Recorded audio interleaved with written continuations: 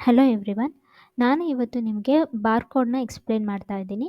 Barcode ಅಂದರೆ ಈಗ ನೀವು ಆಲ್ರೆಡಿ ಸ್ಟಾಕ್ ಎಲ್ಲ ತೊಗೊಂಡಿರ್ತೀರ. ಸ್ಟಾಕ್ ಎಲ್ಲ ಆ್ಯಡ್ ಮಾಡಿ ಅದಕ್ಕೆ ಬಾರ್‌ಕೋಡ್ ಸಹ ಜನ್ರೇಟ್ ಮಾಡಿರ್ತೀರ. ಇನ್ ಕೇಸ್ ನೀವು ಮತ್ತೆ ಬಾರ್‌ಕೋಡ್‌ನ ತೆಗಿಬೇಕು ಅಂದರೆ ಮತ್ತೆ ಪ್ರಾಡಕ್ಟ್‌ನ ಎಲ್ಲ ಚೆಕ್ ಮಾಡಬೇಕು ಅಂದರೆ ಬಾರ್‌ಕೋಡಲ್ಲಿ ಪ್ರಾಡಕ್ಟ್ ಬಾರ್‌ಕೋಡ್ ಮೇಲೆ ಕ್ಲಿಕ್ ಮಾಡಬೇಕು. ಇಲ್ಲಿ ನೀವು ಏನೆಲ್ಲ ಸ್ಟಾಕ್‌ನ ತೊಗೊಂಡಿದ್ದೀರಾ ಆ ಸ್ಟಾಕಿಂದು ಲಿಸ್ಟ್ ಎಲ್ಲ ಶೋ ಆಗುತ್ತೆ. ಆ್ಯಂಡ್ ಆ ಸ್ಟಾಕಿಂದು ಬಾರ್‌ಕೋಡ್ ಸಹ ನಿಮಗೆ ಇಲ್ಲಿ ಇರುತ್ತೆ. ಇನ್ ಕೇಸ್ ನೀವು ಮತ್ತೆ ಬಾರ್‌ಕೋಡ್‌ನ ಪ್ರಿಂಟ್ ತೆಗಿಬೇಕು ಅಂದರೆ ಬಾರ್‌ಕೋಡ್‌ಗೆ ಬಂದು ಇಲ್ಲೆಲ್ಲ ಚೆಕ್ ಮಾಡಿದ್ರೆ ನಿಮಗೆ ಎಲ್ಲ ಸ್ಟಾಕಿಂದು ಬಾರ್‌ಕೋಡ್ ಸಿಗುತ್ತೆ. ಮತ್ತೆ ತೆಗಿಬೇಕಂದ್ರೆ ಪ್ರಿಂಟ್ ಬಾರ್‌ಕೋಡ್ ಮೇಲೆ ಕ್ಲಿಕ್ ಮಾಡಿದ್ರೆ ನಿಮಗೆ ಬಾರ್‌ಕೋಡ್ ಜನ್ರೇಟ್ ಆಗುತ್ತೆ.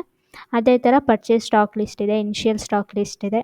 ಇದಿಷ್ಟು ಪರ್ಚೇಸ್ ಎಂಟ್ರಿದು ಲಿಸ್ಟ್ ಎಲ್ಲ ಶೋ ಆಗುತ್ತೆ.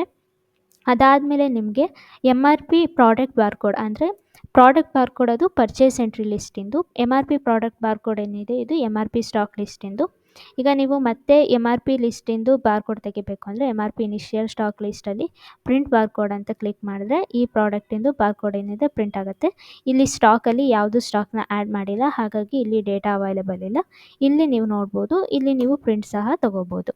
ಇದಿಷ್ಟು ಬಾರ್‌ಕೋಡ್‌ನ ಡೀಟೇಲ್ಸ್. Thank you.